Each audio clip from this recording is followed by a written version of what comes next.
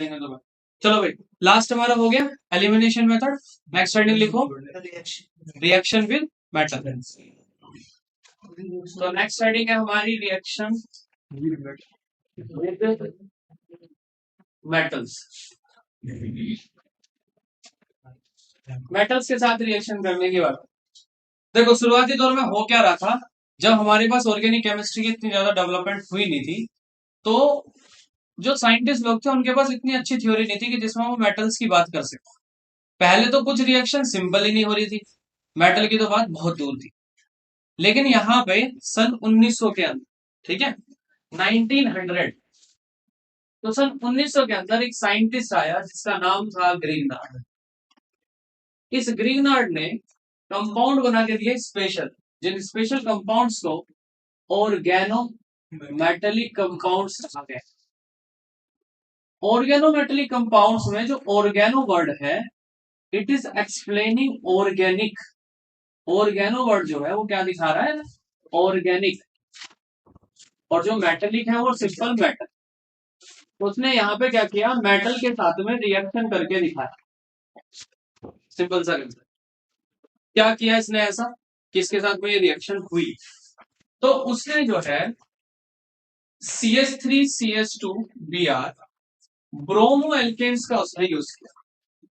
इसका नाम पूरा क्या होगा, दैट इज ब्रोमो और इथेन। उसने क्या देखा कि जो ब्रोमो इथेन को आप मैग्नीशियम मेटल के कांटेक्ट में लेके आते और ऊपर से आपने क्या किया, ड्राई ईथर को यहाँ पे अप्लाई। तो जब ड्राई ईथर यहाँ से डाला तो यहाँ से एक तरीके की डिफरेंट फॉर्मेशन डेवलप हुई। क्या थी वो different formation, that is CH3 single bond CH2 और MgBr। अब देख रहे हो यहाँ पे MgBr, नहीं सुन लीजिए पहले, इतनी नहीं है अभी है आगे, और पहले समझो इस बात को, यहाँ पे फॉर्मेशन किस चीज की हो रही है। जब यहाँ पे आपने ब्रोमो इथेन को मैग्नीशियम के साथ रिएक्शन किया ड्राईथन की वजह में, तो यहाँ से मैग्नीशियम की प्लेसमेंट मैग्नीशियम ब्रोमीन और कार्बन के बीच में जाकर अटैच हो गया। ऐसा क्यों हुआ पहले वो समझो। ऐसा इसलिए हुआ क्योंकि जो CH2 है, ब्रोमीन के जुड़ने की वजह से इसके पास पार्शियली पॉजिटिव चार्ज हो जाता है, क्योंकि ब्रोमीन इलेक्ट्रोनेगेटिव है, अपनी तरफ इलेक्ट्रॉन खींचेगा, और इलेक्ट्रॉन खींचेगा तो CH2 के पास में कैसा चार्ज जाएगा, पॉजिटिव। यही पॉजिटिव चार्ज है, और यहाँ पे जो मैग्नीशियम का नेचर होता है वो भी पार्शियली क्या होता है, पॉजिटिव। लेकिन इसका दुगना पॉजिटिव है, 2 पार्शियली पॉजिटिव, क्योंकि मैग्नीशियम के लास्ट में 2 इलेक्ट्रॉन है, तो वैलेंसी उसी हिसाब से वो अपना शो करेगा। तो यही मैग्नीशियम इसकी बैलेंसिंग को इंक्रीज करने के लिए यहाँ आके एडजस्ट हो रहा है इनके बीच में। हाँ, अब रिपल्सन का खेल क्या भाई, इसने तो इलेक्ट्रॉन को डोनेट कर दिया, इसने इलेक्ट्रॉन को डोनेट कर दिया, लेकिन डोनेट किसको करेगा, एक CH2 की तरफ और एक ब्रोमीन की तरफ। अगर दोनों के पास से एक एक इलेक्ट्रॉन ले लेता, अगर कोई स्पीशीज यहाँ बीच में जुड़ती, मान लो ऐसे मानो, अगर दोनों के बीच में एक एक इलेक्ट्रॉन अगर कोई लेके चले जाए तो रिपल्सन होने के चांसेस बढ़ते। लेकिन CH2 को यहाँ पे इलेक्ट्रॉन की जरूरत है, मैग्नीशियम क्या कर रहा है, इलेक्ट्रॉन दे रहा है। हाँ वही मैं समझा रहा हूँ, पूरी बात तो सुन लो।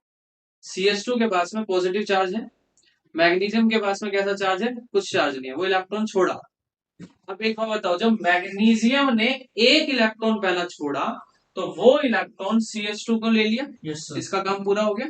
अब मैग्नीशियम के पास कितना चार्ज है, एक, और ब्रोमीन पे चार्ज कितना, एक। तो जो दूसरा इलेक्ट्रॉन है ना, वो ब्रोमीन खा रहा है, जिसकी वजह से रिपल्सन नहीं अट्रैक्शन जनरेट हो रहा है। नहीं आई बात समझ में,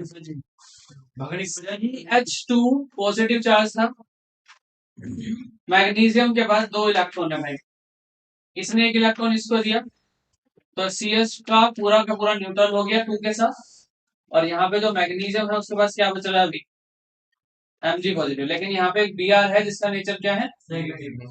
तो ये पॉजिटिव नेगेटिव की तरफ अब क्या होगा, समझ आ गई कहानी।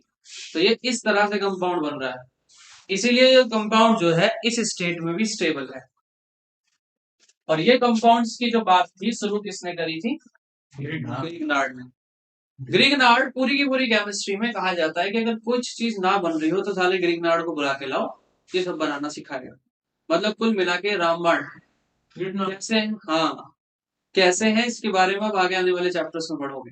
देखोगे हर रिएक्शन में ये ग्रिग्नार्ड फंसा हुआ है, हर केमिकल प्रॉपर्टी में ग्रिग्नार्ड मिले। ठीक है, तो अब क्या होगा यहाँ पे समझ आ गया किस तरह से फॉर्मेशन हो रही है। तो CH3 CH2 MgBr क्लियर हो गया। अब अगर आप चाहते हैं कि इसकी रिएक्शन को आगे और फॉरवर्ड करें तो अब देखो ये जो MgBr है, मैग्नीशियम का नेचर अब भी पार्शियली पॉजिटिव है और इस बार यहाँ पे पार्शियली नेगेटिव। अब पहले देखो ध्यान से मैंने क्या बताया था, CH2 का नेचर पहले कैसा था, पॉजिटिव, और यहाँ कैसा है, हाँ यही खेल है कि इलेक्ट्रॉन पहले कम थे अब ज्यादा हो गए। अब यहाँ पे अगर आपने गर्म पानी करके डाल दिया, बस आपका काम चालू। गर्म पानी दो हिस्सों में टूटेगा, H पॉजिटिव OH नेगेटिव। ये पार्शियली पॉजिटिव वाला इतना पार्ट पूरा, ये पॉजिटिव नेचर इस OH नेगेटिव को अपनी तरफ क्या करेगा, अट्रैक्ट करेगा, और ये H पॉजिटिव इतने में इसको अटैक करेगा। तो CH3 बन जाएगा, और प्लस में क्या निकल रहा है, MgBr और OH। तो MgBr और ब्रैकेट में लिख दिया OH। तो यहां से हमने बनाने की कोशिश की, that is known as ethane. आप ध्यान से एक पॉइंट को देखो कि ब्रोमो इथेन से अगर आपको इथेन बनाना है तो इस रिएक्शन को फॉलो कर लो, सिंपल सा रिएक्शन, ना चीज कुछ घट रही है ना कुछ बढ़ रही है। तो यहाँ से ऑर्गेनोमेटलिक कंपाउंड से इस चीज की फॉर्मेशन हुई। मतलब एक ही कंपाउंड को, ब्रोमीन को अगर हटाने की बात करनी है तो भाई ग्रिग्नार्ड को लेके आओ।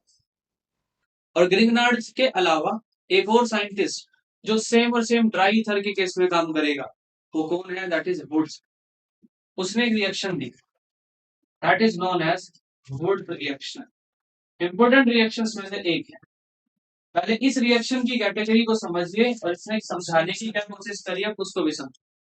वुड्स ने बड़ी साधारण सी बात ये कही कि जितने कार्बन के आप एटम लोगे हेलो एल्केन्स के फॉर्म में, वो सारे के सारे रिएक्शन करने के बाद डबल हो जाएंगे। देखो अगर आप एक लोगे तो दो बन जाएगा, दो लोगे तो चार, चार लोगे तो आठ, इस तरीके से सिस्टम चलेगा।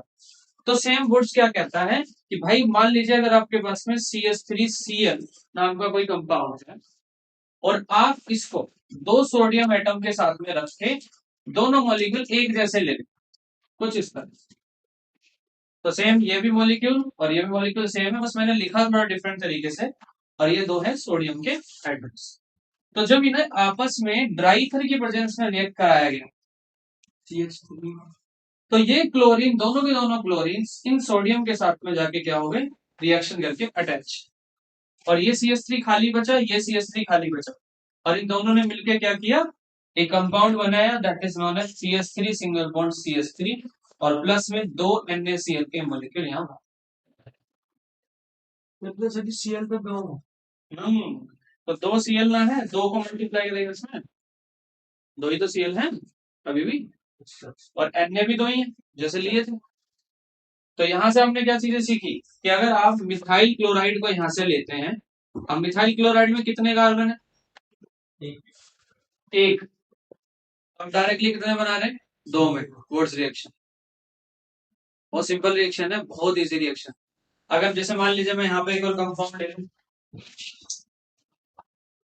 इसके अंदर हमने क्या लिया वुड्स के लिए एग्जांपल के लिए कि CH3 CH2 Br, sorry Cl ले लो, Br ले लो, कुछ ले लो, और इसको मैंने दो सोडियम एटम से यहाँ पे रिएक्शन भी कराया in the presence of dry ether, तो क्या होगा, अब देखो मैंने यहाँ पे दो नहीं लिखा है, तो आप डायरेक्टली यहाँ दो लिख सकते हैं या फिर इसको मॉलिक्यूल को दो बार लिख सकते हैं, बात एक ही।